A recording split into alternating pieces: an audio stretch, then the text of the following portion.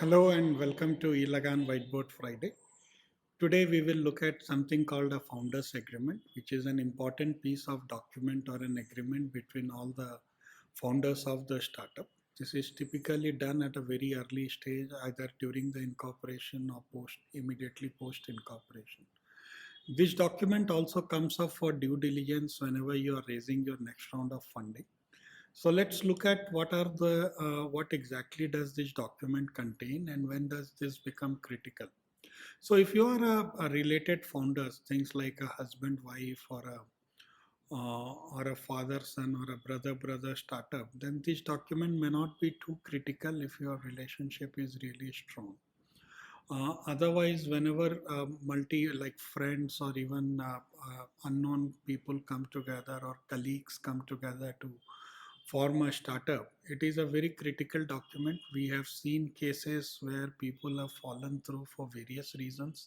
It could be change in their priorities, or it could be some social pressure or difference in opinion after working for a few weeks or months, that people do split. And if founder agreement has not been executed, the risk factors becomes very high for the continuing founders, because the outgoing founder may not be interested in giving you the stakes in the company. Now typically founders control a lot of stake in the company. So if you are three founder company, then most probably you will have 33% each kind of a distribution. So imagine a scenario where somebody is quitting the company in say a 1 week to 1 year, 2 year, whatever, or few months or few weeks, and they control the 33% of the company, and you continue to work on a company and grow the company, and he or she continues to reap the benefit. This also poses challenges because as you raise the funding rounds and you reach out to investors, they would not be probably interested into investing into a company where there is one founder which has already moved on and still controls a lot of stake into the company. So that's why founders agreement are critical, and typically if you are raising an investment from an institutional or a professional investor, this is a document that they would insist that should be executed before they put the money.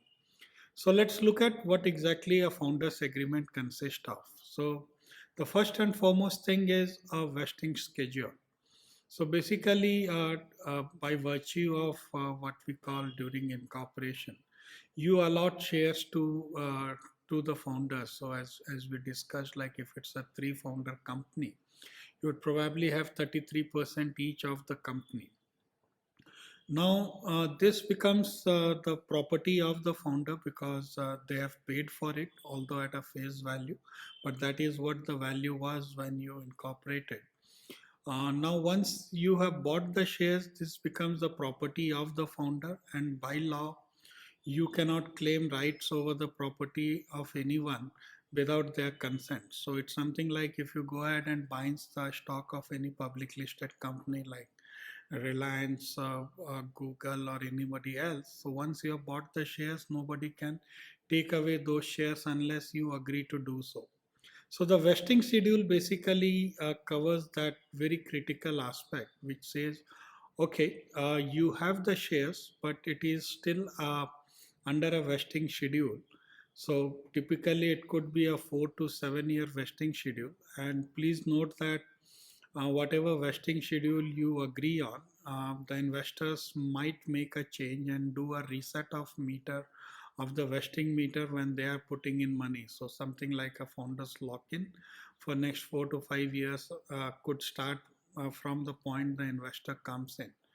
But nonetheless, the most common standard is generally between 4 to 7 years. So depending on your scenario, you could pick whatever is a good vesting schedule. So it could be both a time-based vesting schedule and also a milestone-based vesting schedule. So whenever you link all the holdings of the founder linked to a vesting schedule, if somebody is quitting, say for example, after 6 months, so what the founders agreement captures is they agree that all the shares which are not unvested, which are unvested or kind of which is linked to this vesting schedule, will be given back either to the company or to the continuing founders, depending on what you have agreed on into the founders agreement. So that's where a important thing comes key here. While signing the agreement, the founders are agreeing that they would give back the shares at face value or fair value. So there are multiple aspects, we'll discuss about it on detail. But that's what, so they agree, and so even though if it is their asset, they do agree that if they are quitting the company, they will give back those shares.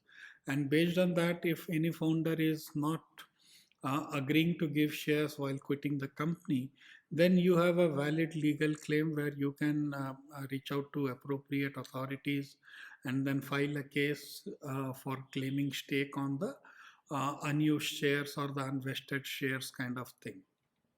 So that's why founders agreement, this is one of the most critical aspect. Rest all are also important, but this is one of the most critical aspect for which founders have to agree into a founders agreement. The second one is related to sale of shares. So if somebody wants to sell the vested shares that they have, so what are the terms and conditions that you have to go through? So one is the right of first refusal. Then there is tag along rights, drag along rights, and we have covered these topics in detail in other Whiteboard Friday videos. So please feel free. It's again repeating the same thing may not be best in the interest of time.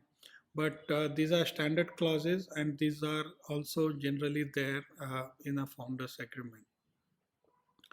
The third thing that is important is the roles and responsibilities. So this document, either you can enter into a separate employment agreement with the company as founders, or you can define in detail the roles and responsibility of each founder, what they would be handling, how things would be handled within the company, and what kind of, like, when there would be a board approval required, or if there is a consent of minimum these many people needed. All those things can be covered into a founders agreement.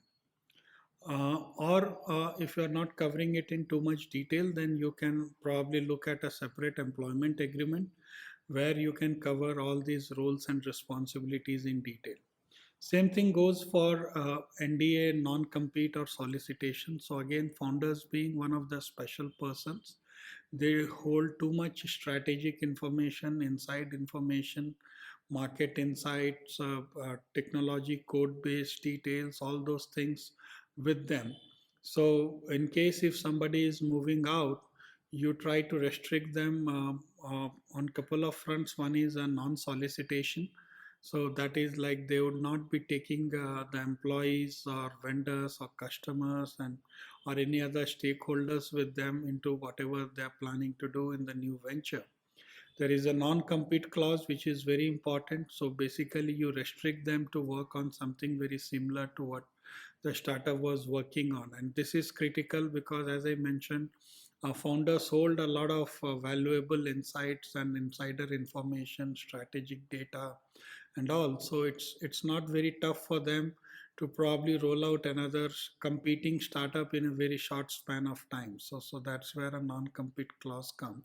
An NDA is a standard NDA that they would not be disclosing any details and stuff.